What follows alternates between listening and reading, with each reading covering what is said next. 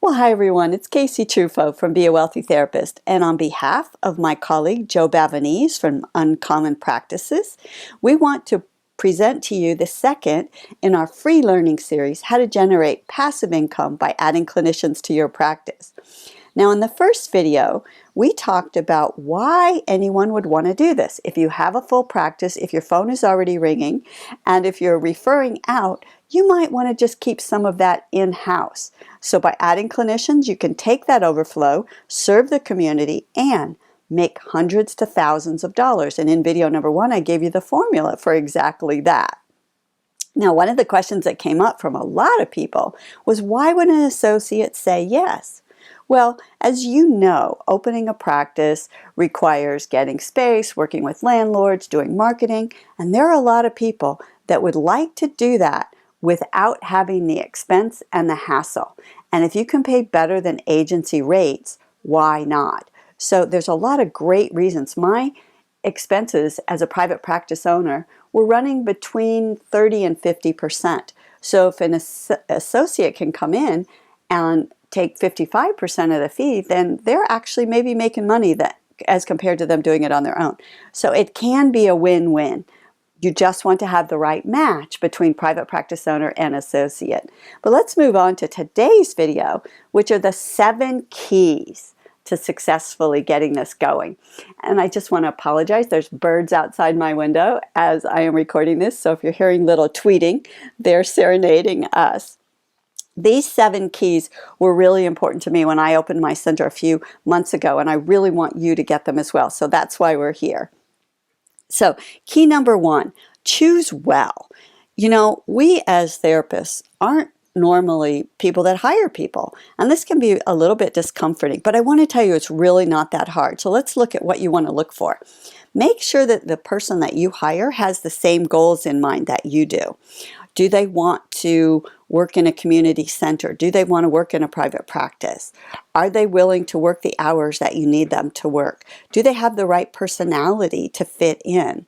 And experience level, what are you looking for? When I did the first video, a lot of people thought I was talking about students or newly licensed clinicians. And quite honestly, in my center, I started out with somebody who had 21 years experience because to me, it was much easier to manage that person, but it's up to you. Figure out how to choose well. Now, I did say I was going to, in this video, show you mistakes that you could easily make, and I want to help you to avoid them. So the first one is hiring the first available associate, and I cannot tell you how many people I have spoken to who did just that. They'll be telling me they're having trouble with one of the associate therapists, and I'll say, what is the problem? And they say, well, I just chose the first person that walked in the door. So back to key number 1, choose well. Know what it is you want, and then hire and interview and make sure you really have a sense of who will fit in your space. Okay, key number 2, clear agreements. This is really important. You want to always be on the same page as anybody that you bring in. So when you start out, you want to have an agreement. And interesting, in the course, Joe and I are going to do a course later on this, and we're actually going to have sample agreements for you. But for now, let me just tell you what you need to have in your agreements. You want to have how often they're going to get paid, how much they're going to get paid. Are you going to incentivize them if they stay with you for a while? Let's get all that documented down right away. Also, their availability. Do they have evenings? Do they have weekends? When is it you're looking to fill? And then document, what are you going to provide? What level of administration are you going to provide? What level of additional training, if you are, systems, space? What are the things that you're going to provide? One of the things I learned a long time ago is it's a lot better to talk about what you agree on while you guys still love each other, because later if something goes wrong, you want to at least have the agreement to fall back on. So key number 2 to being successful to adding clinicians to your practice is having clear agreements. But what kind of problems can come up? Well, the number 1 problem here is making the assumption that because we like each other in the beginning that we're all on the same page.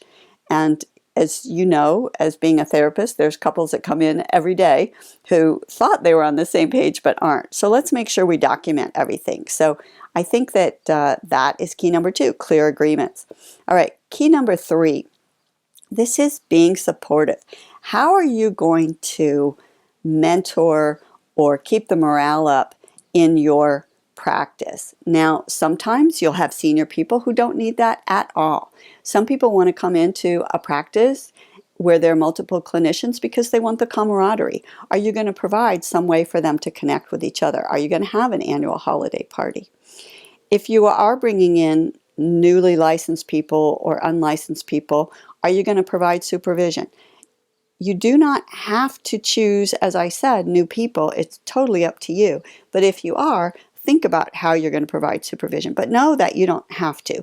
In our center, we made the decision that we were not going to. We were going to hire more experienced people because when getting started, I just didn't want the additional responsibility of providing supervision. That may change later. But key number 3 is being supportive of your team because they are bringing in the money. Just as you want to take care of yourself and self-care, you also want to take care of your people. Now, one of the mistakes to avoid in this is actually hiring somebody you don't enjoy. It's very hard to be supportive of people that you don't enjoy working with. One of the clinicians I was coaching who had multiple clinicians in her practice is that she had just made the mistake that we talked about earlier and brought in people who said, I'd like to work in your practice. And she didn't really think about were they a good fit. And when she hired them and they didn't work out, that was a big problem later. So let's just start off on the right foot. And again, it could be somebody that just doesn't work out with your personality or the values that you want for your center. Try to do as much of that as you can up front in terms of matching what would be the right match for you. But if not, just know that it happens sometimes and perhaps you can part as friends. Key number 4 is making sure that you have administrative support. In the beginning, this might be you. So you might be the one answering the phone and getting the files together. If you have cloud-based record keeping, maybe you're the one that's organizing, getting the new clinicians added there and adding the clients to the calendar. You'll want a calendar to make sure that your rooms are set up right. In the beginning, it's what you would normally do. So make a list of all of the things that you do now and then hire admin support as soon as you can. And this is kind of funny because sometimes we don't realize the things that we do, but if you just write down what you do during a day, so for example, you'll answer the phone, you'll schedule the client, you'll make a new client intake packet, you'll put them on your cloud-based record keeping. Those are all things that at some point you'll want to get an administrative person in there to do. Now, one of the mistakes is that people a lot of times will delay this, saying, well, I can't afford admin support. And the problem is that you really can't afford not to have administrative support because you can make a whole lot more per hour than hiring somebody in there. You can hire somebody in for $15 to $18 an hour while you're off making $150. Okay, so moving on. Key number 5, systems. This is probably the most important key that I found in opening my center. So again, making a list of everything you do, flow charting them, and how can you simplify them. So one of the things we did, for example, was, and we'll talk about this in the course that Joe and I are doing, but you can do this even if you're not attending our course, and that is flow chart how you do your intake call so that if you're going to train somebody else to do it, you can show them how you do the assessment, how you assign them to a clinician. So look at what you do and see if you can simplify that. And then figure out if you're going to document that in a flow chart, in a diagram, in a written document, so that you can train somebody else coming in. One of the key things that sometimes people make a mistake with is that they just ignore it. And I have to tell you, I did this in the beginning. The first time I brought in clinicians in my practice, which was years ago, I didn't have any systems. I just ignored them. And it took so much time correcting things later. So literally, Joe Bavanese has 20 plus clinicians in his practice, and he told me he spends 15 minutes a week organizing his systems and checking on things and managing his practice. And I'm telling you, that is because he has the right systems in place. So make sure that you set those systems up. And it doesn't have to be anything really difficult. Literally, I have a few flowcharts and some diagrams, and that's it. And it really makes a difference in terms of the amount of time that you'll spend managing the practice. Key number 6 is make sure you give it time. And I'll be super honest with you, I did not think that it would take time. Well, it does take time to get the right people in there, to get the right systems developed, and to get your head around the game. When I started being the receptionist, that was a new task for me. You know, I hadn't done that in a while. So make sure that you give it time and that you understand this is going to take time.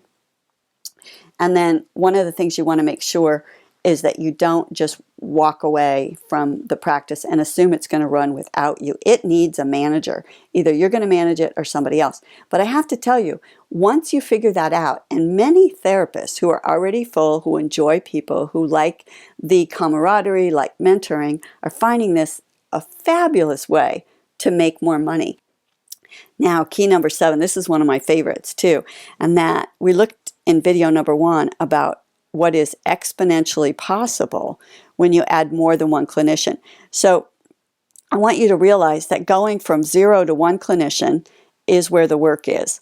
After you get 3 or 4 systems together and you have your process down and you know who to hire, moving from beyond 1 turns out to be way easier. And that's where kind of the real fun comes in. So I just want you to know that there's an amazing amount possible beyond 1 clinician. Now, one of the things you want to make sure that you avoid, though, is that you still are the boss.